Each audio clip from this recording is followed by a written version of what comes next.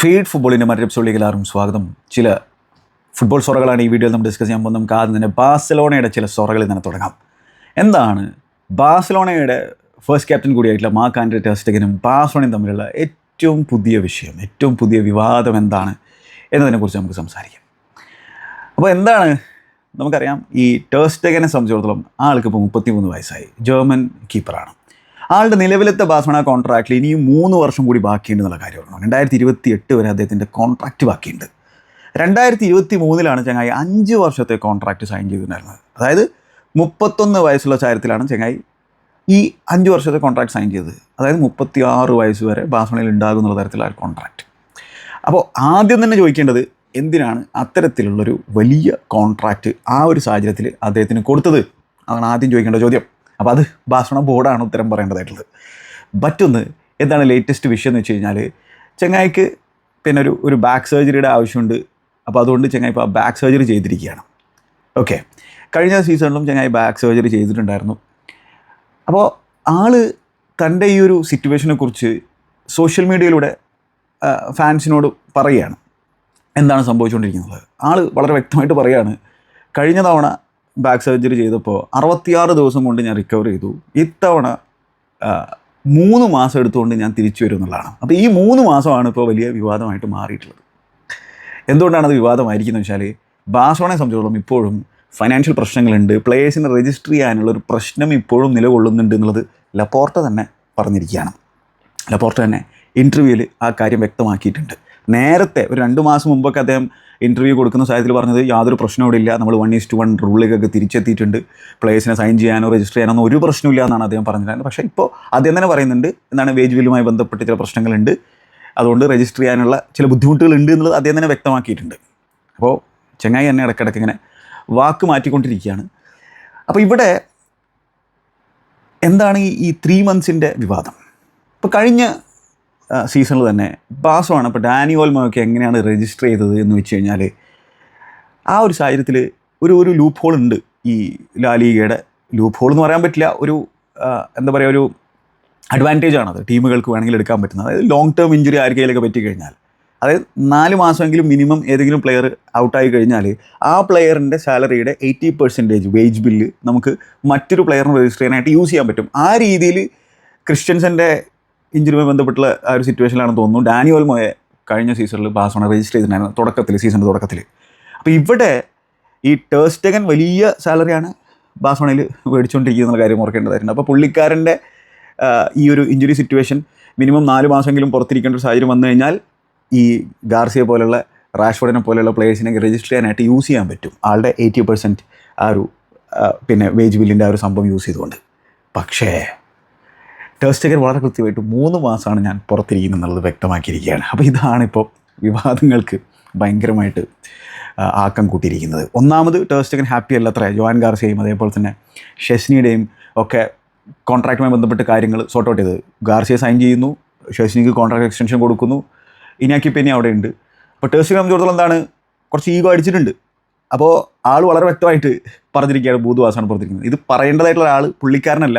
പക്ഷേ ഇനിയിപ്പോൾ നമ്മൾ നല്ല കാര്യം തന്നെ വിചാരിച്ചു കഴിഞ്ഞാൽ, ഫാൻസിനെ അറിയിക്കാൻ വേണ്ടി പറഞ്ഞാണെന്ന് വിചാരിച്ചു കഴിഞ്ഞാൽ തന്നെ, അങ്ങനെ സാധാരണ ആളുകൾ ഞാൻ ഇത്ര മാസം കൊണ്ട് തിരിച്ചു വരും എന്നുള്ള രീതിയിലുള്ള വ്യക്തമായിട്ടുള്ളൊരു ഒരു ടൈം പീരീഡ് ഒന്നും പറയാറില്ല എന്നുള്ള കാര്യം ഓർക്കേണ്ടതായിരുന്നു. ഇപ്പോൾ ഗാവിക്കൊക്കെ ACLും കാര്യങ്ങളൊക്കെ പറ്റിയപ്പോൾ ഞാൻ ഇത്ര മാസം കൊണ്ട് തിരിച്ചു വരും എന്നുള്ളത് പുള്ളിക്കാരൻ പറഞ്ഞതായിട്ട് എൻ്റെ ഓർമ്മയിലില്ല. അങ്ങനെ പല പ്ലേയേഴ്സും ഉണ്ടല്ലോ. ഇപ്പോൾ ചെൽസി പ്ലേയേഴ്സിനൊക്കെ ഇഞ്ചുറി പറ്റുമ്പോൾ ഇടയ്ക്ക് നമ്മുടെ ഫൊഫാനെ പറഞ്ഞിട്ടുണ്ടായിരുന്നു കേട്ടോ. മരസ്ക പറഞ്ഞത് കുറേ കൂടി സമയം പുറത്തിരിക്കേണ്ടി വരും എന്ന് പറയുമ്പോൾ ഫൊഫാന പറഞ്ഞതെന്ന് പറഞ്ഞാൽ ഇല്ലില്ല, ഞാൻ നേരത്തെ തിരിച്ചു വരുന്നതാണ്. തിരിച്ചു വന്നപ്പോൾ പണിയും കിട്ടി, അത് വേറെ കാര്യം. അപ്പോൾ അങ്ങനത്തെ സംഭവങ്ങളുണ്ട്. അപ്പോൾ ഇവിടെ ബാഴ്സലോണ വിചാരിക്കുന്നത് എന്താണെന്ന് വെച്ചാൽ, പ്ലെയറിൻ്റെ ഭാഗത്ത് നിന്ന് ഇത്തരത്തിലുള്ളൊരു ടൈം ഫ്രെയിം പറയേണ്ടിയിരുന്നില്ല എന്നുള്ളതാണ്. അപ്പോൾ ഇതാണ് ടെർ സ്റ്റെഗൻ്റെ മേൽ ഫാൻസിനൊക്കെ ഭയങ്കരമായിട്ട് ഫ്രസ്ട്രേഷൻ വരാനുള്ള പ്രധാനപ്പെട്ട കാരണം. അതായത് ഒരു പിന്നെ ക്യാപ്റ്റൻ കൂടിയായിട്ട് ഗ്രൂപ്പിൻ്റെ കാര്യം ചിന്തിക്കുന്നില്ല, ക്ലബിൻ്റെ കാര്യം ചിന്തിക്കുന്നില്ല, പുള്ളിക്കാരൻ്റെ കാര്യം മാത്രമേ ഉള്ളൂ. 3 മന്ത്സ് എന്നുള്ളത് എന്തുകൊണ്ട് സ്പെസിഫൈ ചെയ്തു? 4 മന്ത്സ് ആണെങ്കിൽ അറ്റ്ലീസ്റ്റ് ഇത്തരത്തിൽ ടീമിനൊരു ഗുണമായേനെ, പ്ലേയേഴ്സിനെ രജിസ്റ്റർ ചെയ്യാൻ പറ്റിയേനെ എന്നുള്ള തരത്തിലുള്ള കാര്യങ്ങളാണ് ഉന്നയിക്കുന്നത്. പക്ഷേ ഒരു പ്ലെയറിൻ്റെ ഇഞ്ചുറി വെച്ചിട്ട് വേണോ ബാഴ്സലോണ പോലെയുള്ള ഒരു ഗ്രേറ്റ് ഇൻസ്റ്റിറ്റ്യൂഷന് പ്ലേയേഴ്സിനെ രജിസ്റ്റർ ചെയ്യാൻ എന്നുള്ള ചോദ്യം എന്തുകൊണ്ട് ആളുകൾ ചോദിക്കുന്നില്ല എന്നുള്ളതാണ്. അതല്ലേ നമ്മൾ ശരിക്കും ചോദിക്കേണ്ടതായിട്ടുള്ള സംഭവം. ഇനി ബാഴ്സലോണയെ സംബന്ധിച്ചിടത്തോളം പ്ലേസിന് രജിസ്റ്റർ ചെയ്യാനായിട്ട് വേറെ മാർഗ്ഗങ്ങൾ തേടേണ്ടി വരും. അവരുടെ ആ ഒരു പുതിയ ക്യാമ്പിനുമിലെ VIP സീറ്റിൻ്റെ കാര്യത്തിൽ ഇപ്പോഴും സംഭവങ്ങൾ നടന്നുകൊണ്ടിരിക്കുകയാണ്. ആ VIP സീറ്റുകൾ പിന്നെ വിൽക്കുന്നതുമായി ബന്ധപ്പെട്ടുള്ള കാര്യങ്ങൾ. അപ്പോൾ അതൊക്കെ നടത്തി കഴിഞ്ഞാൽ പ്ലേയേഴ്സിന് രജിസ്റ്റർ ചെയ്യാൻ പറ്റും എന്ന് തന്നെയാണ് പിന്നെ ബാഴ്സലോണ വിശ്വസിക്കുന്നത്. കാത്തിരുന്ന് കാണാം. സോഫാർ പുതിയ സൈനികളൊന്നും രജിസ്റ്റർ ചെയ്തിട്ടില്ല. അപ്പോൾ ഇവിടെ ഈ ഒരു കാരണം കൊണ്ട് ടെർ സ്റ്റെഗൻ ഒബ്വിയസ്ലി ആരാധകരും ഭയങ്കരമായിട്ട് ചീത്ത വിളിച്ച് തുടങ്ങിയിട്ടുണ്ട്. പക്ഷേ അദ്ദേഹത്തിൻ്റെ ഫാമിലിയെ അബ്യൂസ് ചെയ്യുന്നതൊന്നും അത്ര നല്ലൊരു കാര്യമായിട്ട് എനിക്ക് തോന്നുന്നില്ല. അത്ര നല്ല കാര്യം എന്നല്ല, ഒട്ടും നല്ല കാര്യമേ അല്ല എന്ന് നമുക്ക് എല്ലാവർക്കും പറയുന്നതാണ്. അതിപ്പോൾ ടെർ സ്റ്റെഗൻ ഔട്ട് എന്ന് പറയുന്ന #ഒക്കെ വലിയ തോതിൽ പിന്നെ ക്യാമ്പയിൻ ചെയ്യുന്നുണ്ട് ബാഴ്സലോണ ആരാധകർ സോഷ്യൽ മീഡിയയിൽ. പക്ഷേ ഈ അബ്യൂസുകളും കാണുന്നുണ്ട്. എന്തിനാണ് അബ്യൂസ് ചെയ്യുന്നത് അതെനിക്ക് മനസ്സിലാക്കാൻ പറ്റുന്നില്ല. നിങ്ങൾക്ക് അതൃപ്തി ഉണ്ടാവും ചില പ്ലെയേഴ്സിനോട്, പക്ഷേ ടെർ സ്റ്റെഗൻ എന്ന് പറയുന്ന പ്ലെയർ അവിടെ മോശമില്ലാത്ത രീതിയിലുള്ള പരിപാടികളും ചെയ്തിട്ടുണ്ട് എന്നുള്ള കാര്യം കൂടി ഓർക്കേണ്ടതായിട്ടുണ്ട്. പക്ഷേ അവിടെ ബാഴ്സലോണ ബോർഡ് എന്തിന് 2023 അദ്ദേഹത്തിന് ഈ 5 വർഷത്തെ കോൺട്രാക്റ്റ് കൊടുത്തു? അതെന്താണെന്ന് നിങ്ങൾ ചോദ്യം ചെയ്യാത്തത്? അത് ശരിയായിട്ടുള്ളൊരു തീരുമാനമായിരുന്നു. 5 വർഷത്തെ കോൺട്രാക്റ്റ് ആ ഒരു സാഹചര്യത്തിൽ പ്രത്യേകിച്ച് എന്താണ് പ്ലെയർ ആ ഒരു 30+ ആകുന്ന ഒരു സാഹചര്യമായിരുന്നു. ഗോൾ കീപ്പർമാരെ സംബന്ധിച്ചോളം 30+ എന്ന് പറഞ്ഞാൽ അത്ര നല്ല വയസ്സൊന്നുമല്ല, അതായത് ഭീകരമായിട്ടുള്ള വയസ്സൊന്നുമല്ല. പക്ഷേ സ്റ്റിൽ ടെർ സ്റ്റെഗൻ്റെ ഫോമിലൊക്കെ കാര്യമായിട്ടുള്ള പ്രശ്നങ്ങൾ നമ്മൾ കണ്ടു തുടങ്ങുന്ന ഒരു സാഹചര്യത്തിലാണ് ആ രീതിയിലുള്ളൊരു കോൺട്രാക്ട് എക്സ്റ്റൻഷൻ കൊടുത്തത്. അപ്പോൾ അത് ചോദ്യം ചെയ്യണം. അപ്പോൾ ഇപ്പോഴും ഫൈനാൻഷ്യൽ സിറ്റുവേഷൻ അങ്ങോട്ട് പൂർണ്ണമായിട്ടും സോൾവ് ആയിട്ടില്ല. പിന്നെ ഈ ക്യാമ്പ് നൂവിൻ്റെയൊക്കെ ആ ഒരു പരിപാടിയൊക്കെ കഴിഞ്ഞ് കഴിഞ്ഞാൽ, റെനോവേഷൻ പരിപാടി കഴിഞ്ഞ് കഴിഞ്ഞാൽ അതൊരു ബിഗ് സ്റ്റേഡിയമായിട്ട് മാറും. ഓൾറെഡി ബിഗ് സ്റ്റേഡിയമാണ്. പക്ഷേ പുതിയ ബിഗ് സ്റ്റേഡിയം എന്ന് പറഞ്ഞു കഴിഞ്ഞാൽ അതിൽ നിന്ന് പിന്നെ ഭീകരമായിട്ടുള്ള റവന്യൂ വരും. അത് വേറെ കാര്യം. അപ്പോൾ ബാഴ്സലോണയെ സംബന്ധിച്ചോളം അത് വലിയ പോസിറ്റീവുള്ളൊരു കാര്യമാണ്. പിന്നെ ബാഴ്സലോണയിൽ നിന്നും ചില പ്ലെയേഴ്സും പോയിട്ടുണ്ട്. അപ്പോൾ അവർ ഇപ്പോൾ പാവോ വിക്ടറിനെ വിറ്റിരിക്കുകയാണ് ബ്രാഗയിലേക്ക്, പോർച്ചുഗീസ് ക്ലബിലേക്ക്. അപ്പോൾ 12 മില്യൺ യൂറോസിൻ്റെ ട്രാൻസ്ഫറിലാണ് വിറ്റിട്ടുള്ളത്. അതുപോലെ തന്നെ പാബ്ലോ ടോറെ മയോർക്കയിലേക്ക് പോയി 5 മില്യൺ യൂറോസിൻ്റെ ട്രാൻസ്ഫറാണ് നടന്നിട്ടുള്ളത്. ആൻസു ഫാറ്റിനെ ലോൺ ചെയ്തിട്ടുണ്ട് മൊണാക്കോയിലേക്ക്. പിന്നെ ഈ തരത്തിലുള്ള ഡിപ്പാർച്ചറുകൾ നടന്നുള്ള സാഹചര്യത്തിൽ അതൊക്കെ വേജ് ബില്ലിൽ കാര്യമായിട്ടുള്ള ഗുണം ബാഴ്സലോണക്ക് കൊടുക്കേണ്ട തരത്തിലുള്ള സംഭവമാണ്. പക്ഷേ ഇനിയിപ്പോൾ റാഷ്ഫോർഡൊക്കെ വരുമ്പോൾ റാഷ്ഫോർഡിൻ്റെയൊക്കെ വേജ് നല്ല വേജാണ് നമുക്ക് എല്ലാവരും പറയുന്നതാണ് അല്ലേ. അപ്പോൾ അത് അക്കോമഡേറ്റ് ചെയ്യണം. യോഹാൻ ഗാർസിയക്കൊന്നും റാഷ്ഫോർഡിൻ്റെ അത്രയൊന്നും വേജ് കൊടുക്കേണ്ടി വരില്ല. അതുപോലെ തന്നെ ഷെസ്നിയുടെയും വേജ് അത്ര ടോപ്പൊന്നുമല്ല. അപ്പോൾ അവരെയൊക്കെ രജിസ്റ്റർ ചെയ്യൽ അത്ര ബുദ്ധിമുട്ടുള്ള കാര്യമായിരിക്കില്ല. പക്ഷേ റാഷ്ഫോർഡിൻ്റെ രജിസ്റ്റർ ചെയ്യൽ കുറച്ച് ബുദ്ധിമുട്ടുള്ള സംഭവമായിരിക്കും. പിന്നെ എന്താണ് റൂണി ബാജിക്കും വലിയ തോതിലുള്ള ഒരു സാലറി ഒന്നും ഉണ്ടായിരിക്കില്ല എന്ന് തന്നെയാണ് ഞാൻ മനസ്സിലാക്കുന്നത്. അപ്പോൾ ഇതിൽ തന്നെ ഇപ്പോൾ ലപ്പോർട്ട് പറയുന്ന മറ്റൊരു കാര്യം എന്താണെന്ന് വെച്ചാൽ, ഇനി നമ്മൾ സൈനികളൊന്നും നടത്തില്ല എന്നുള്ള തരത്തിലുള്ള ഒരു കാര്യമാണ്. അതായത് നമ്മൾ സമ്മറിൽ എന്താണോ ഒബ്ജക്റ്റീവ്സ് മുമ്പോട്ട് വെച്ചിട്ടുണ്ടായിരുന്നത് അതൊക്കെ അച്ചീവ് ചെയ്തു എന്നുള്ള തരത്തിലുള്ള ഒരു കാര്യം കൂടി അദ്ദേഹം പറഞ്ഞു വെക്കുന്നുണ്ട്. പക്ഷേ ബാഴ്സലോണ ഇപ്പോഴും എനിക്ക് തോന്നുന്നത് എന്താണെന്ന് വെച്ചാൽ പിന്നെ ആ ഫുൾ ബാക്ക് ഏരിയയിൽ ഇമ്പ്രൂവ്മെൻറ്റ് നടത്തേണ്ടതായിട്ടുണ്ട് എന്നുള്ളതാണ്.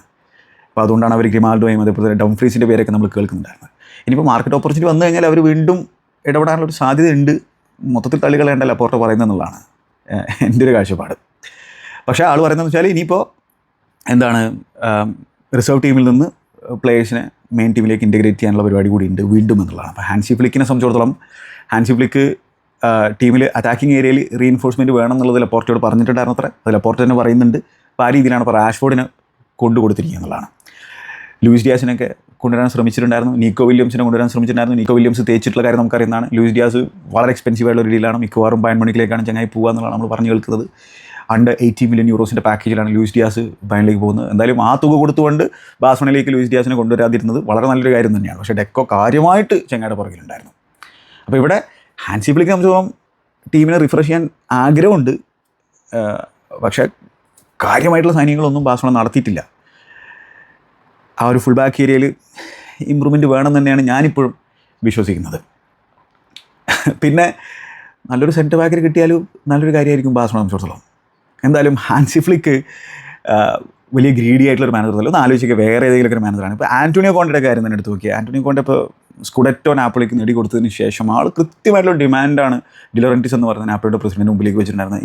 ഇന്ന സൈനികൾ നടത്തിയില്ലെങ്കിൽ, ഇത്ര സൈനികൾ നടത്തിയില്ലെങ്കിൽ ഞാനിവിടെ നിൽക്കില്ല എന്നുള്ള കാര്യമാണ് അദ്ദേഹം വളരെ വ്യക്തമാക്കിയിട്ടുണ്ടായിരുന്നത്. ആ രീതിയിൽ എന്താണ് ഒരുപാട് മാനേജർമാർ അങ്ങനെ തന്നെയാണ്. പക്ഷേ അവിടെയാണ് ഹാൻസി ഫ്ലിക്ക് ഇപ്പോൾ വ്യത്യസ്തനാകുന്നത്. കാര്യമായിട്ടൊരു ഡിമാൻഡും മുമ്പോട്ട് വെക്കുന്നില്ല. ഒബ്വിയസ്ലി പിന്നെ ഇൻസൈഡ് മീറ്റിങ്ങുകളും കാര്യങ്ങളൊക്കെ അദ്ദേഹത്തിൻ്റെതായിട്ടുള്ള അഭിപ്രായങ്ങൾ പറയുന്നുണ്ടായിരിക്കും. പക്ഷേ വലിയ തോതിൽ പുറത്തേക്കൊന്നും നമ്മൾ കേൾക്കുന്നില്ല അദ്ദേഹത്തിൻ്റെ ഡിമാൻഡുകളും കാര്യങ്ങളും. അപ്പോൾ അവിടെ നല്ലൊരു സ്ക്വാഡ് ഉണ്ട്, ഇല്ല എന്ന് പറയുന്നില്ല. പക്ഷേ ഇമ്പ്രൂവ്മെൻറ്റ് നടത്തേണ്ടതായിട്ടുള്ള ഏരിയകൾ കൂടി ഉണ്ട് എന്നുള്ള കാര്യം നമുക്ക് എല്ലാവർക്കും അറിയുന്നതാണ്. അപ്പോൾ കുറച്ചൊക്കെ സൈനിങ്ങൾ നടത്തിയിട്ട് ഇപ്പോൾ ഗാർസിയ സൈനിങ് ഫാന്റാസ്റ്റിക് ആണ്, റൂണി ബാജി ഒരു പൊട്ടൻഷ്യലുള്ള പ്ലെയറാണ്, റാഷ്ഫോർഡിന് ഇമ്പാക്ട് ഉണ്ടാക്കാൻ പറ്റുന്ന ഒരു പ്ലെയറാണ്. അപ്പോൾ ആ രീതിയിൽ മോശമില്ലാത്ത രീതിയിലുള്ള സൈനം. പിന്നെ ഒരു റോജർ മാർട്ടിനസിനെ, എസ്പാന്യോളിൻ്റെ മിഡ്ഫീൽഡറിനെ ഫ്രീ ട്രാൻസ്ഫറിൽ കൊണ്ടുവന്നിട്ടുണ്ട്. അപ്പോൾ നേരെ ബാഴ്സ അത്ലറ്റിക്കിന് വേണ്ടിയിട്ടാണ് ചെങ്ങായി കളിക്കാൻ, മെയിൻ ടീമിലേക്ക് ചെങ്ങായിക്ക് ഇടം പിടിക്കാൻ സാധിക്കുമെന്നുള്ളതൊക്കെ കണ്ടറിയേണ്ട തരത്തിലുള്ള സംഭവമാണ്. അപ്പോൾ അങ്ങനെയുള്ള ചില സൈനികൾ നടത്തുക എന്നല്ലാണ്ട് കാര്യമായിട്ട് ബിഗ് മണി സൈനികളൊന്നും ബാഴ്സലോണ നടത്തിയില്ല. പക്ഷേ അവരെ സംബന്ധിച്ചോളം അവരുടെ ഏറ്റവും വലിയ പോസിറ്റീവ് എന്ന് പറഞ്ഞാൽ ലാമാസി അവിടെ ഉണ്ട് എന്നുള്ളത് തന്നെയാണ്. ഒപ്പം ഹാൻസി ഫ്ലിക്ക് അവിടെ ഉണ്ട് എന്നുള്ളത് വലിയൊരു ഭാഗ്യമാണ് ബാഴ്സലോണ സംബന്ധിച്ചോളം. ആൾ അങ്ങനെ എന്താണ് ബോർഡിനോട് ഭയങ്കരമായിട്ടുള്ള ഡിമാൻഡിങ് പരിപാടികളൊന്നും മുമ്പോട്ട് വെച്ചിട്ടില്ല. അപ്പോൾ അത് തന്നെ വലിയ കാര്യമല്ലേ. മാത്രമല്ല ഈ ലാമാസിയെ നല്ല രീതിയിൽ യൂട്ടിലൈസ് ചെയ്യാൻ ചെന്നൈ റെഡിയാണ്. വേറെ എന്താ വേണ്ടത്? പിന്നെ ഒരു യങ് കോർ അവിടെ ഉണ്ട്. നമ്മുടെ പെഡ്രി പോട്ടറൊക്കെ അവിടെ ഇല്ലേ, ആളുടെ കളി കാണാൻ വെയിറ്റ് ചെയ്തിരിക്കുകയാണ് വൺസ് അഗെയിൻ. പിന്നെ ലമീൻ യമാൽ വീണ്ടും ഇമ്പ്രൂവ് ആയിക്കൊണ്ടിരിക്കുകയാണ് ഓരോ ഗെയിം കഴിയും തോറും, ഓരോ വീക്ക് കഴിയും തോറും. മിഡ്ഫീൽഡിലേക്ക് പോയി കഴിഞ്ഞാൽ ഇനിയിപ്പോൾ കസാഡോയുടെ കാര്യം എന്താവുന്നത് നമുക്കറിയില്ല. ബെർണാലുണ്ട്, ഫ്രെങ്കി നല്ല രീതിയിൽ അദ്ദേഹത്തിൻ്റെ പിന്നെ ഫോം വീണ്ടെടുക്കുന്ന നമ്മൾ കണ്ടിരിക്കുകയാണ്. ഗാവി ഉണ്ട്, ഓപ്ഷൻസ് ഉണ്ട് അല്ലേ. അപ്പോൾ ഇനി ഡിപ്പാർച്ചറുകൾ സംഭവിക്കുമ്പോൾ അതേപോലെ തന്നെ മാർക്കറ്റ് ഓപ്പർച്യൂണിറ്റി കണ്ടു കഴിഞ്ഞാൽ അഡീഷൻസ് കൊണ്ടുവരും എന്നുള്ള കണ്ടറിയേണ്ട തരം സംഭവമാണ്. ലപ്പോർട്ട പറയുന്നത് പൂർണ്ണമായിട്ടും വിഴുങ്ങണ്ട എന്നുള്ളതാണ് എൻ്റെ ഒരു കാഴ്ച. പക്ഷേ നമ്മൾ കൃത്യമായിട്ടും കഴിഞ്ഞ സീസണിൽ തന്നെ കണ്ടതാണ് അലഹാൻഡ്രോ ബാൽഡയ്ക്ക് ഇഞ്ചുറി പറ്റുന്ന സാഹചര്യത്തിൽ ബാഴ്സലോണയ്ക്ക് ആ ഒരു ഏരിയയിൽ പ്രശ്നം സംഭവിക്കുന്നത്. ജെറാർഡ് മാർട്ടിൻ ചില മത്സരങ്ങളൊക്കെ സ്റ്റെപ്പ് ചെയ്തു, പക്ഷേ അലഹാൻഡ്രോ ബാൽഡയ്ക്ക് ഇഞ്ചുറി പറ്റുമ്പോൾ ശരിക്കും ആ ഒരു ഏരിയയിൽ ബാഴ്സലോണ സ്ട്രഗിൾ ചെയ്യുന്ന നമ്മൾ കണ്ടതാണ്. അപ്പോൾ അതിന് എന്ത് സൊല്യൂഷനാണ് കണ്ടെത്താൻ പോകുന്നത്? വീണ്ടും ലാമാസിയിലേക്ക് നിന്ന് നോക്കാനാണോ പരിപാടി? ലപ്പോർട്ടയുടെ ഇൻ്റർവ്യൂവിൽ പറയുന്ന മറ്റൊരു കാര്യം, ഇമ്പോർട്ടൻറ്റ് പ്ലേയേഴ്സിൽ നിന്ന് നമ്മൾ പെയിൻഫുൾ ഡിപ്പാർച്ചറിനായിട്ട് ഈ ഒരു വിൻഡോയിൽ കണക്കാക്കുന്നില്ല എന്നുള്ളതാണ്. പക്ഷേ സ്റ്റിൽ ചില ഏരിയകളിലൊക്കെ എന്താണ് സ്ക്വാഡിൽ സർപ്ലസ് ആയിട്ടുള്ള പ്ലേയേഴ്സ് ഉണ്ട്. അപ്പോൾ ട്വീക്കുകളും കാര്യങ്ങളും നടത്തേണ്ടതായിട്ടുണ്ട് എന്നുള്ള കാര്യം കൂടി ലപ്പോർട്ട പറഞ്ഞു വെക്കുന്നുണ്ട്. എന്ത് സംഭവിക്കുന്നത് കാത്തിരുന്നാണ്. ഇനി ഈ സ്പോൺസർഷിപ്പ് ഡീലുമായി ബന്ധപ്പെടുത്തിയിട്ട് ചില അപ്ഡേറ്റുകൾ വരുന്നുണ്ട്. മുണ്ടോ ഡിപ്പോർട്ടിവോ ഒക്കെ റിപ്പോർട്ട് ചെയ്യുന്നൊരു കാര്യം എന്ന് വെച്ചാൽ ബാഴ്സലോണയുടെ നിലവിലത്തെ ഈ സ്പോട്ടിഫൈ ഡീലുണ്ടല്ലോ, സ്പോട്ടിഫൈ ഡീല് ഒന്ന് റീതിങ്ക് ചെയ്യാനുള്ള പരിപാടി ബാഴ്സലോണ അധികൃതർ നടത്തുന്നതാണ്. കാരണം വെച്ചാൽ 2022 സ്പോട്ടിഫൈ ബാഴ്സലോണയുമായിട്ട് ഡീല് നടത്തുന്ന സാഹചര്യത്തിലുള്ള ഒരു ബാഴ്സലോണ അല്ല ഇപ്പോഴത്തെ ബാഴ്സലോണ എന്നുള്ളൊരു നിഗമനത്തിലേക്കാണ് അവർ വരുന്നത്. മാത്രമല്ല ഇനി മുമ്പോട്ട് പോകുമ്പോഴും ബാഴ്സലോണയോളം വലിയ പ്രതീക്ഷയാണുള്ളത്. അപ്പോൾ ആ ഒരു സാഹചര്യത്തിൽ സൈൻ ചെയ്തിട്ടുള്ള ഡീലിൽ മാറ്റം കൊണ്ടുവരണം എന്നുള്ളതാണ് ബാഴ്സലോണയുടെ ആവശ്യമുള്ളത്. ഇപ്പോൾ നൈക്കിയുമായിട്ടൊക്കെ ബാഴ്സലോണ ആ രീതിയിൽ റീനെഗോഷിയേറ്റ് ചെയ്തിട്ട് നല്ല ഡീൽ കിട്ടിയല്ലോ. 2028 മുതൽ 2038 വരെ Nike 127 million euros per season annually കൊടുക്കാൻ റെഡിയാണ്. അപ്പോൾ അതൊരു ബിഗ് ഡീലായിരുന്നു ബാഴ്സലോണയോളം. അത് റീനെഗോഷിയേറ്റ് ചെയ്തിട്ടാണ് അത്തരത്തിലൊരു ഡീലിലേക്ക് എത്തിയത്. പൂമയുമായിട്ടൊക്കെ ആ ഒരു കാര്യത്തിൽ പിന്നെ സംസാരിച്ചിരുന്നു. പക്ഷേ നൈക്കി തന്നെ എഗ്രി ചെയ്തു. കാരണം വെച്ചാൽ പൊട്ടൻഷ്യൽ ഹ്യൂജാണ് ബാഴ്സലോണയോളം. ഒരുപാട് സൂപ്പർ സ്റ്റാറുകൾ പിന്നെ അവിടെ നിന്ന് വളർന്നു വരുന്നുണ്ട് നമുക്കെല്ലാവർക്കും പറയുന്നതാണ്. അപ്പോൾ ഷർട്ട് സെയിൽസും കാര്യങ്ങളൊക്കെ അസാധ്യമായിട്ട് നടക്കും, ഓൾറെഡി നടക്കുന്നുണ്ട്, അത് വേറെ കാര്യം. അപ്പോൾ ഈ സ്പോട്ടിഫൈയുടെ ഡീലിൽ എന്താ സംഭവം എന്ന് വെച്ചാൽ നിലവിൽ അവർ 65 മില്യൺ യൂറോസ് പ്ലസ് 5 മില്യൺ യൂറോസിൻ്റെ ഒരു ബോണസ് അടക്കം 70 മില്യൺ യൂറോസാണ് ആനുവലി കൊടുക്കുന്നത് എന്നുള്ളതാണ്. ബാഴ്സലോണയുടെ ഒരു ഷർട്ട് സ്പോൺസറായിട്ട് അവരുണ്ടല്ലോ. ഇതോടൊപ്പം തന്നെ അവർ സ്പോട്ടിഫൈ ക്യാമ്പിനോന് 5 മില്യൺ യൂറോസും സോഫാർ കൊടുക്കുന്നുണ്ട്. അപ്പോൾ ഈ ആദ്യത്തെ ഈ കോൺട്രാക്റ്റിന് പീരീഡ് എന്ന് പറഞ്ഞാൽ 2026 വരെയാണ്. അപ്പോൾ 2026 പിന്നെ അവർക്ക് യൂണിലാറ്ററലി ഇത് വീണ്ടും അടുത്ത 4 വർഷത്തേക്ക് ഈ കോൺട്രാക്റ്റ് ഇമ്പ്രൂവ് ചെയ്യാൻ പറ്റും. അപ്പോൾ അതിലുള്ള ക്ലോസ് അവർ വെച്ചിരിക്കുന്നതെന്ന് വെച്ചാൽ അടുത്ത 4 വർഷത്തേക്ക് 2026 മുതൽ 2030 വരെ പ്ലസ് 10 മില്യൺ യൂറോസ് കൂടി ആഡ് ചെയ്യും. അപ്പോൾ 70 മില്യൺ യൂറോസ് എന്ന് പറയുന്ന ടോട്ടൽ പാക്കേജിൽ നിന്ന് അത് 80 മില്യൺ യൂറോസ് ആകും. പിന്നെ എന്താണ് പുതിയ ക്യാമ്പിന് വരുന്ന കാര്യത്തിൽ 5 മില്യൺ യൂറോസ് ആനുവലി ക്യാമ്പിനുവിൽ നെയിമിംഗ് റൈറ്റ്സിന് കൊടുക്കുന്നതിന് പകരം 20 മില്യൺ യൂറോസ് കൊടുക്കും. ആ രീതിയിലൊരു സംഭവമുള്ളത്. പിന്നെ 2030 വീണ്ടും അവർക്ക് 4 വർഷത്തേക്ക് കൂടി അത് ഇമ്പ്രൂവ് ചെയ്യാൻ പറ്റും. ക്ലോസിൽ വെച്ചിരിക്കുന്ന സംഭവം എന്ന് വെച്ചാൽ അഗെയിൻ ഒരു 10 മില്യൺ യൂറോസ് ആഡ് ഓൺ ചെയ്യും. അപ്പോൾ 80 + 10 90 മില്യൺ യൂറോസ് ആ ഒരു സാഹചര്യത്തിലാണ് 2034 വരെ സ്പോട്ടിഫൈ കൊടുക്കാൻ തീരുമാനിക്കുന്നത്. സ്വീഡിഷ് പിന്നെ ഓഡിയോ സ്ട്രീമിംഗ് പ്ലാറ്റ്ഫോമാണ് സ്പോട്ടിഫൈ. നമുക്ക് എല്ലാവർക്കും അറിയാം, നമ്മളെല്ലാവരും യൂസ് ചെയ്യുന്ന ഒരു സംഭവമാണ്. അപ്പോൾ ഇവിടെയാണ് ബാഴ്സലോണ ചിന്തിക്കുന്നത് 2034 ഇതിന് 90 മില്യൺ യൂറോസ് കിട്ടിയാൽ പോരാ എന്നുള്ളത്.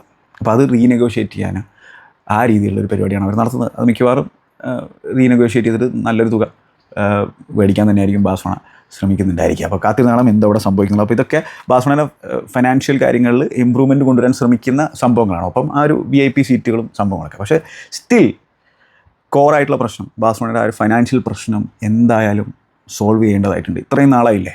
ശരിയാണ്, ബാർത്തമേയോ അമ്മാതിരി പ്രശ്നത്തിലാണ് ബാഴ്സലോണയെ കൊണ്ടിട്ടത്. ഫൈനാൻഷ്യലി അത്രയും വലിയ പ്രശ്നം ബാഴ്സലോണ നേരിട്ടുണ്ടായിരുന്നില്ല ചരിത്രത്തിൽ. അപ്പോൾ അതിൽ നിന്നും പിന്നെ എന്താണ് ഉയർത്തിയെഴുന്നേറ്റുകൊണ്ടിരിക്കുകയാണ്. പക്ഷേ സ്റ്റിൽ ഒരുപാട് സമയം കിട്ടിയിട്ടുണ്ട് ഈ ഒരു മാനേജ്മെൻറ്റിനും. ഇനിയിപ്പോൾ ഇലക്ഷൻ വരാൻ നിൽക്കുകയാണ്. ആ ഇലക്ഷനിൽ താൻ നിൽക്കുന്നുണ്ടെന്നുള്ള ചോദ്യത്തിന് ലപ്പോർട്ട മറുപടി പറഞ്ഞതെന്ന് വെച്ചാൽ എൻ്റെ ഇപ്പോഴത്തെ കൺസേൺ പ്ലേയേഴ്സിന് രജിസ്റ്റർ ചെയ്യുന്ന കാര്യം മാത്രമാണെന്നുള്ളതാണ്. അപ്പോൾ കാത്തിനാണ് എന്ത് സംഭവിക്കുന്നുള്ളത്. ഇനി അതേപോലെ തന്നെ ഈ ലോങ് ലൈനൊക്കെ റിലീസ് ചെയ്തിട്ടുണ്ടായിരുന്നു കേട്ടോ. ലോങ് ലൈയുടെയും ചില സാലറി ബാഴ്സലോണയുടെ വേജ് ബില്ലിൽ തന്നെയായിരുന്നു ഉണ്ടായിരുന്നത്. പക്ഷേ പുള്ളിക്കാരിപ്പോൾ അത്ലറ്റിക്കോയിലേക്ക് പൂർണ്ണമായും പോയതും ബാഴ്സലോണ വേജ് ബക്കറ്റിൽ നിന്ന് കുറച്ചൊക്കെ ഇളവുകൾ സംഭവിച്ചിരിക്കുകയാണ്. ബാഴ്സലോണ ഫാൻസ് സംബന്ധിച്ചോളം ടെർ സ്റ്റെഗനോട് ഇഷ്ടം പോകാനുള്ള സാഹചര്യം ഉണ്ടായിരിക്കുന്നത് അദ്ദേഹത്തിൻ്റെ പെർഫോമൻസുമായി ബന്ധപ്പെട്ടുകൊണ്ട് തന്നെയാണ്. തുടക്കത്തിലൊക്കെ നല്ല രീതിയിൽ അദ്ദേഹം പെർഫോം ചെയ്തിട്ടുണ്ടായിരുന്നു. മോശമില്ലാത്ത രീതിയിലൊരു പണി ബാഴ്സലോണയിൽ എടുത്തിട്ടുണ്ട് ടെർ സ്റ്റെഗൻ എന്നുള്ളത് വിശ്വസിക്കുന്ന ഒരാൾ തന്നെയാണ് ഞാൻ. പക്ഷേ പിന്നീട് അദ്ദേഹത്തിൻ്റെ ഷോട്ട് സ്റ്റോപ്പിങ്ങിലൊക്കെ കാര്യമായിട്ടുള്ള ഡിക്ലൈൻ സംഭവിക്കുന്നത് നമ്മൾ കണ്ടുകൊണ്ടിരിക്കുന്ന ഒരു സാഹചര്യമാണ്. അപ്പോൾ ആ ഒരു അവസരത്തിൽ എന്താണ് ആൾ പിന്നെയും ഇവിടെ കടിച്ചു തൂങ്ങി നിൽക്കാനുള്ളൊരു തീരുമാനം എടുക്കുമ്പോൾ സ്വാഭാവികമായിട്ടും ഫ്രസ്ട്രേഷൻ ഫാൻസിൻ്റെ ഭാഗത്ത് നിന്ന് വരും. പക്ഷേ ആൾക്ക് അവിടെ നിൽക്കാനുള്ള എവരി റൈറ്റ് ഉണ്ട്. കാരണം വെച്ചാൽ അദ്ദേഹത്തിൻ്റെ കോൺട്രാക്റ്റിൽ ഇനിയും 3 വർഷം ബാക്കിയുണ്ട്. നല്ല പൈസയാണ് കിട്ടുന്നത്. ഒരു പക്ഷേ ഈ പൈസ വേറെ എവിടെയും കിട്ടില്ലായിരിക്കാം, അണ്ണുള്ള സൗദിയിലേക്കൊക്കെ പോകാനുള്ള തീരുമാനം എടുത്തിട്ടില്ലെങ്കിൽ. അപ്പോൾ അങ്ങനത്തെ ഒരു സംഭവമുണ്ട് അവിടെ. പൂർണ്ണമായിട്ടും പ്ലെയറിനെ ബ്ലെയിം ചെയ്യുന്നതിൽ അർത്ഥമില്ല. പക്ഷേ പിന്നെ ആ ഒരു എന്താണ് മെസ്സി ടെർ സ്റ്റെഗൻ സംഭവങ്ങൾ അതൊക്കെ ചില ബാഴ്സലോണ ആരാധകരുടെ മനസ്സിലുണ്ടായിരിക്കും എന്നുള്ളതാണ് ഞാൻ മനസ്സിലാക്കുന്നത്. പിന്നെ ഈ കഴിഞ്ഞ ലാലിഗ ക്യാമ്പയിൻ അത് പിന്നെ മോൺചുക്കിലെ സെലിബ്രേഷൻ്റെ ഇടയിൽ അദ്ദേഹത്തോട് അതിനെക്കുറിച്ച് ക്യാമ്പയിനെക്കുറിച്ച് സംസാരിക്കാൻ പറഞ്ഞപ്പോഴൊന്നും കാര്യമായിട്ടൊന്നും അദ്ദേഹം സംസാരിച്ചില്ല എന്നുള്ള തരത്തിലുള്ള സംഭവങ്ങളൊക്കെ ഉണ്ട്. ആൾക്ക് കളിക്കാൻ പറ്റാത്തതിൽ ശരിക്കും ഡിസപ്പോയിൻറ്റഡ് ആയിരുന്നു എന്നുള്ളതാണ് മനസ്സിലാക്കാൻ കഴിഞ്ഞത്. അപ്പോൾ എന്തായാലും ഇപ്പോൾ കൃത്യമായിട്ടും ബാഴ്സലോണയും ടെർ സ്റ്റെഗനും തമ്മിൽ നല്ല ഉരസൽ നടക്കുന്നുണ്ട്. അത് നമുക്ക് കാണാനും പറ്റുന്നുണ്ട്. ഇനി മറ്റൊരു പ്രധാനപ്പെട്ട ട്രാൻസ്ഫർ സ്റ്റോറിലേക്ക് കടന്നു കഴിഞ്ഞാൽ നമ്മുടെ ജോ ഫെലിക്സ് മുൻ ബാഴ്സലോണയുടെ കൂടി പ്ലെയർ ആയിരുന്നു എന്നുള്ള കാര്യം ഓർക്കേണ്ടതായിട്ടുണ്ട്. അപ്പോൾ ജോ ഫെലിക്സ് ഇനി അദ്ദേഹത്തിൻ്റെ അംഗം സൗദിയിലാണ്, അതും അൽ നസറിലാണ്, ക്രിസ്ത്യാനോ റൊണാൾഡോയുടെ കൂടെയാണ് എന്നുള്ള തരത്തിലുള്ള വാർത്തയാണ് ഇപ്പോൾ നമ്മൾ കേട്ടുകൊണ്ടിരിക്കുന്നത്. അപ്പോൾ ബെൻഫീക്കയിലേക്കുള്ള ഒരു തിരിച്ചുപോക്കിനെ കുറിച്ചാണ് കൂടുതലും ആളുകൾ ചർച്ച ചെയ്തിട്ടുണ്ടായിരുന്നത്. ആ ഡീൽ വളരെ അഡ്വാൻസിങ് ആയിരുന്നു എന്നുള്ള തരത്തിലുള്ള വാർത്തയാണ് നമ്മൾ കേൾക്കുന്നുണ്ടായിരുന്നത്. പക്ഷേ അതിലെ പ്രപ്പോസ്ഡ് തുക ഏകദേശം 20-25 മില്യൺ യൂറോസ് മാത്രമായിരുന്നു. അപ്പോൾ ചെൽസി സംബന്ധിച്ചോളം ഒരു നഷ്ടക്കച്ചവടം ആകേണ്ട സാഹചര്യത്തിൽ ഇപ്പോൾ അതൊരു ഗുഡ് ബിസിനസ് ആയിട്ട് മാറാൻ പോകുകയാണ്. എന്ന് വെച്ചാൽ സൗദി എന്തായാലും നല്ല രീതിയിലുള്ള പൈസ കൊടുക്കാൻ റെഡിയാണ്. അപ്പോൾ അതിൽ തന്നെ ഇപ്പോൾ ബെൻ ജേക്കബ്സ് ഒക്കെ റിപ്പോർട്ട് ചെയ്യുന്നത് 40 മില്യൺ പൗണ്ട്സ് വരെ കൊടുക്കാൻ റെഡിയാണെന്നുള്ളത്. അതിൽ 15% സെലോൺ ക്ലോസ് അത്ലറ്റിക്കോക്ക് പോകും, അത് വേറെ കാര്യം. പിന്നെ ജോർജ് മെൻഡസ് ആണ് ഏജൻറ്റ്. ജോർജ് മെൻഡസുമായിട്ട് ചെൽസിക്ക് നല്ല ടേംസ് ആണുള്ളത്. അങ്ങനെ പ്ലെയറിനെ ആവശ്യമില്ലാത്ത സാഹചര്യത്തിലും ചെൽസി മേടിച്ചിട്ടുണ്ടായിരുന്നു, അത് വേറെ കാര്യം. അത് ജോർജ് മെൻഡസിൻ്റെ ആ ഒരു പിന്നെ ഇമ്പാക്റ്റ് കൊണ്ടാണ്. കാരണം ചെൽസി സംബന്ധിച്ചോളം പെഡ്രോനെറ്റിനെ വാങ്ങണമായിരുന്നു, അതേപോലെ തന്നെ നമ്മുടെ കോണ ഗാലഗറിനെ വിൽക്കണമായിരുന്നു. അപ്പോൾ അതിൻ്റെയൊക്കെ ഭാഗമായിട്ട് ഇത് ഈ പിന്നാമ്പുറങ്ങൾ നടക്കുന്ന ചില സംഭവങ്ങളായിട്ടാണ് എനിക്ക് തോന്നുന്നത്. അതിൻ്റെ ഭാഗമായിട്ട് ചെൽസി ജോ ഫെലിക്സിനെയും വാങ്ങി. എന്തായാലും ജോ ഫെലിക്സിന് പിന്നെ ജാനുവരിയിൽ ലോണിൽ വിടുന്നു. AC മിലാനിലേക്ക് ഒരു ലോൺ ഫീയും ചെൽസി കിട്ടിയിട്ടുണ്ടെന്നാണ് പറഞ്ഞു കേൾക്കുന്നത്. ഇപ്പോൾ സൗദിയിലേക്ക് പോകണം. അപ്പോൾ ചെൽസി സംബന്ധിച്ചോളം വലിയ നഷ്ടം പറ്റാണ്ട് മേൽക്കെടുക്കാണ്ട് ആ പ്ലെയറിനെ ഒഴിവാക്കാൻ സാധിക്കുന്നുണ്ട് എന്നുള്ളതാണ് ഇവിടെ ഏറ്റവും പോസിറ്റീവായുള്ള സംഭവം. ചെൽസി എന്തായാലും ഗുഡ് സെല്ലേഴ്സാണ്, അത് നമുക്ക് എല്ലാവർക്കും അറിയുന്ന സംഭവമാണ്. ഗുഡ് സെല്ലേഴ്സാണ്. ഇവിടെ നമ്മൾ മനസ്സിലാക്കേണ്ടതായിട്ടുള്ള സംഭവം ചെൽസി സംബന്ധിച്ചോളം ഓവറോൾ ഈ ജോ ഫെലിക്സ് ഡീല് നഷ്ടക്കച്ചവടമാണ്. കാരണം എന്ന് വെച്ചാൽ ഈ പെർമനൻറ്റ് ഡീൽ ആകുന്നതിന് മുമ്പ് ലോൺ ഡീൽ ഇങ്ങോട്ടേക്ക് വന്നിട്ടുണ്ടായിരുന്നു. അന്ന് ആ ഒരു 6 മാസത്തിൽ ഭയങ്കര പൈസയാണ് ചെൽസി കൊടുത്തിട്ടുണ്ടായിരുന്നത്. ലോൺ ഫീ ആയിട്ടും സാലറിക്ക് ആയിട്ടും നല്ല തുക ആ ഒരു സാഹചര്യത്തിൽ പോയിട്ടുണ്ട് ചെൽസിയുടെ കയ്യിൽ നിന്ന്, അത് വേറെ കാര്യം. പിന്നെ ഇവിടെ ഈ ജോ ഫെലിക്സ് ഡീല് തന്നെ ചെൽസി നടത്തിയത് ജോർജ് മെൻഡസിനെ ഒന്ന് തൃപ്തിപ്പെടുത്താനായിട്ടായിരുന്നു എന്നാണ് എനിക്ക് തോന്നുന്നത്, ബാക്കിയുള്ള ഡീലുകൾ നടത്താനായിട്ട്. അപ്പോൾ ഇവിടെ ഇനി മറ്റൊരു ചോദ്യം, അപ്പോൾ ഈ ഒരു സാഹചര്യത്തിൽ ഇപ്പോൾ സൗദിയിലേക്ക് ജോ ഫെലിക്സിനെ കൊണ്ടുവന്ന ഈ ഒരു അവസരത്തിൽ ഇനി ജോർജ് മെൻഡസിൻ്റെ വേറെ ഏതെങ്കിലും ക്ലയൻറ്റിനെ ചെൽസി വഹിക്കേണ്ടി വരുമോ എന്നുള്ളതാണ് പ്രധാനപ്പെട്ട ചോദ്യമായിട്ട് ബാക്കി നിൽക്കുന്നത്. കണ്ടറിയാം. അപ്പോൾ ആ രീതിയിൽ പൈസ റീകൂപ്പ് ചെയ്യാനുള്ളൊരു പരിപാടിയാണ് ചെൽസി നടത്തുന്നത്. ജോ ഫെലിക്സ് സംബന്ധിച്ചോളം ആളൊരു നൊമാഡാണല്ലേ. ആളെ സംബന്ധിച്ചോളം ആളുടെ കരിയറിൽ ആദ്യമെടുത്ത ആ ഒരു മൂവ് ഉണ്ടല്ലോ, ബിഗ് മൂവ്, ബെൻഫീക്ക എന്നുള്ള അത്ലറ്റിക്കോ മാഡ്രിഡിലേക്കുള്ള മൂവ്, അത് പാളിപ്പോയി. കാരണം ആ രീതിയിൽ ഒരു ജോ ഫെലിക്സിൻ്റെ പോലത്തെ ഒരു പ്ലെയറിന് പറ്റിയൊരു മൂവ് ആയിരുന്നില്ല. അപ്പോൾ അതാണ് പ്ലെയേഴ്സിനെ സംബന്ധിച്ചിടത്തോളം അവർ എടുക്കുന്ന തീരുമാനങ്ങൾ വളരെ ഇമ്പോർട്ടൻ്റ് ആണ്. അപ്പോൾ അതുകൊണ്ടാണ് കൃത്യമായിട്ടുള്ള ആളുകൾ നമ്മുടെ ചുറ്റും വേണമെന്ന് പറയുന്നത്. കാരണം വെച്ചാൽ ആ മൂവിന് പകരം ഒരു പക്ഷേ ഒരു അറ്റാക്കിംഗ് മൈൻഡഡ് കോച്ചിൻ്റെ കയ്യിൽ അദ്ദേഹത്തെ തുടക്കത്തിൽ തന്നെ കിട്ടിയിരുന്നെങ്കിൽ ചിലപ്പോൾ അദ്ദേഹത്തെ ഡെവലപ്പ് ചെയ്തെടുക്കാൻ പറ്റുമായിരുന്നു. ഡിയേഗോ സിമിയോണി ഫാന്റാസ്റ്റിക് കോച്ചാണ്, അടിപൊളി കോച്ചാണ്. പക്ഷേ എന്താണ്, ഒരു ജോ ഫെലിക്സിനെ പോലെയുള്ള ഒരു പ്ലെയറിനെ നേർച്ചർ ചെയ്യാൻ പറ്റുന്ന തരത്തിലൊരു കോച്ചാണോ എന്നുള്ളത് സംശയമുള്ളൊരു കാര്യമാണ് അല്ലേ. എന്തായാലും അത്ലറ്റിക്കോ മാഡ്രിഡിൽ കാര്യമായിട്ടൊരു ഇമ്പാക്റ്റ് ഞങ്ങൾക്ക് ഉണ്ടാക്കാൻ പറ്റില്ലല്ലോ. പിന്നെ അങ്ങോട്ട് തട്ടിക്കളി തുടങ്ങി. പിന്നെ ആളെ സംബന്ധിച്ചോളം ആളുടെ പിന്നെ ആ ഒരു വർക്ക് എത്തിക്കും കാര്യങ്ങളൊക്കെ അതിലൊക്കെ കാര്യങ്ങളായിട്ട് ഇമ്പ്രൂവ്മെൻറ്റും സംഭവങ്ങളും നടത്തേണ്ടതായിട്ടുണ്ട്. കാരണം വെച്ചാൽ മോഡേൺ ഫുട്ബോൾ അതൊക്കെ വളരെ അത്യാവശ്യമായിട്ടുള്ള സംഭവമാണ്. പക്ഷേ സ്റ്റിൽ അവിടെ ഇവിടെയൊക്കെ എബിലിറ്റിയുടെ ഗ്ലിംസ് ഇപ്പോഴും ജോ ഫെലിക്സ് കാഴ്ചവെക്കുന്നുണ്ട്. ഇപ്പോൾ ജോർജ് ജെസൂസ് ആണ് അൽ നസറിലെ കോച്ച്. ജോർജ് ജെസൂസ് ഈ പ്ലേയേഴ്സിനൊക്കെ നേർച്ചർ ചെയ്യാൻ പറ്റുന്ന തരത്തിലൊരു ചങ്ങായിയാണ്. അപ്പോൾ പുള്ളിക്കാരൻ്റെ കീഴിൽ തൻ്റെ കരിയർ റിവൈവ് ചെയ്യാൻ പറ്റുന്നതായിരിക്കാം ചിലപ്പോൾ ജോ ഫെലിക്സ് വിചാരിക്കുന്നത്. പിന്നെ നല്ല പൈസയും കിട്ടും, സൗദിയിലല്ലേ. ബെൻഫിക്കയിലേക്ക് തിരിച്ചു പോയി കഴിഞ്ഞാൽ അത്ര പൈസയൊന്നും ചങ്ങായി കിട്ടില്ല. പക്ഷേ സൗദിയിലേക്ക് പോയി കഴിഞ്ഞാൽ നല്ല പൈസയും കിട്ടും. 25 വയസ്സ് മാത്രമേ ഇപ്പോഴും പ്രായമുള്ളൂ. അപ്പോൾ അദ്ദേഹത്തിന് കരിയർ റിവൈവ് ചെയ്യാൻ ഇനിയും സമയമുണ്ട്. അപ്പോൾ കൃത്യമായിട്ടുള്ള വർക്ക് എത്തിക്കും ഒക്കെ അദ്ദേഹം കാണിച്ച് കഴിഞ്ഞാൽ ഒരു പക്ഷേ ചങ്ങായിക്ക് റിവൈവ് ചെയ്തെടുക്കാൻ പറ്റുമായിരിക്കും. എന്തായാലും വിചാരിച്ച രീതിയിലല്ല അദ്ദേഹത്തിൻ്റെ കരിയർ പാൻ ഔട്ട് ചെയ്തിട്ടുള്ളത്. വലിയ പ്രതീക്ഷയായിരുന്നു. അതുകൊണ്ടാണ് വലിയ തുക കൊടുത്തുകൊണ്ട് അത്ലറ്റിക്കോ മാഡ്രിഡ് ആ ഒരു സാഹചര്യത്തിൽ ചങ്ങായിനെ കൊണ്ടുവന്നത് അല്ലേ. ബിഗ് മണി മൂവിലാണ് വന്നിട്ടുണ്ടായിരുന്നത്. അപ്പോൾ അവിടെയാണ് ഞാൻ പറയുന്നത്, വീണ്ടും പ്ലേയേഴ്സ് സംബന്ധിച്ചിടത്തോളം റൈറ്റ് മൂവ് യങ് ഏജിൽ എടുത്തിട്ടില്ലെങ്കിൽ അത് നിങ്ങളുടെ ഉദ്ദേശം പ്ലേയിങ് കരിയറിൽ ഡെവലപ്പ് ചെയ്ത് വരലാണ് എങ്കിൽ പണിപാളും. പൈസ മാത്രമാണ് ഉദ്ദേശമെങ്കിൽ ഏത് മൂവ് വേണമെങ്കിലും എടുക്കാം. അപ്പോൾ ജോൺ ഡുറാനൊക്കെ എന്താണ് ചെയ്തുകൊണ്ടിരിക്കുന്നത് അദ്ദേഹത്തിൻ്റെ കരിയറിൽ? അത് പൈസയുടെ പുറകിൽ മാത്രമാണ് ചങ്ങായി പോയിക്കൊണ്ടിരിക്കുന്നത്. മാത്രമല്ല കാര്യമായിട്ട് വർക്ക് എത്തിക്കോ ഒന്നുമില്ല, ആറ്റിറ്റ്യൂഡ് പ്രശ്നങ്ങളുണ്ട് എന്നുള്ളത് ഇപ്പോൾ ജോസെ മൗറിനെ തന്നെ വരികയാണ്. അപ്പോൾ ഫെനർബാച്ചിലേക്കാണ് ചങ്ങായി പോയിട്ടുള്ളത്. അപ്പോൾ ഓരോരുത്തർക്കും അവരുടെ ജീവിതത്തെക്കുറിച്ച് ഓരോ കാഴ്ചപ്പാടുകളുണ്ടായിരിക്കും. അപ്പോൾ എന്താണ് വേണ്ടതെന്നുള്ളത് അവരവർ തീരുമാനിക്കുക. അപ്പോൾ ഏർലി കരിയറിലെടുക്കുന്ന മൂവുകൾ വളരെ പ്രധാനപ്പെട്ട സംഭവങ്ങളാണ്. അവരുടെ കരിയർ ഡെവലപ്പ് ചെയ്യാൻ, കരിയർ ബിൽഡ് ചെയ്യാൻ എന്നുള്ളതാണ് നമ്മൾ മനസ്സിലാക്കേണ്ട ചില സംഭവം. ഇതൊക്കെയാണ് ചില സൊറകൾ ഈ ബാഴ്സലോണ വിഷയത്തെക്കുറിച്ചൊന്ന് സംസാരിക്കണമെന്ന് തോന്നി. അതുകൊണ്ടാണ് നിങ്ങളുടെ അഭിപ്രായങ്ങൾ എന്തായാലും കമൻറ്റ് ബോക്സിൽ രേഖപ്പെടുത്തുക. നിങ്ങൾക്ക് എന്താണ് തോന്നുന്നതും കമൻറ്റ് ബോക്സിൽ രേഖപ്പെടുത്തുക. മറ്റേ അധ്യായത്തിൽ നമുക്ക് വീണ്ടും കാണാം. Good bye.